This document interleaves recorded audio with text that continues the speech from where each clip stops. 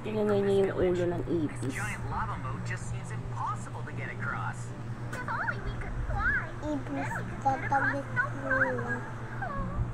Hala, siya lang gagalaw ba? Yes. Tinangay ng mga langgam ang ulo ng ipis.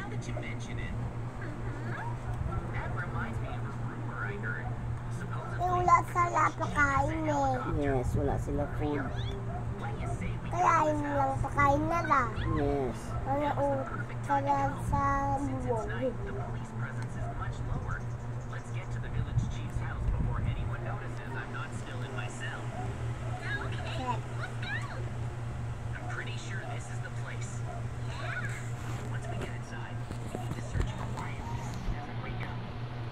Lah, ang laki ma. Mama, ang laki eh. Ang laki niya ma. Mama, ang laki niya. Yes. Anong color ng langgam? Ang black. Very good. Anong kulay ng ipis? Red tsaka black na. Yes. Very good si Chichi namin, no? Sino? Kakain na lang. Dito.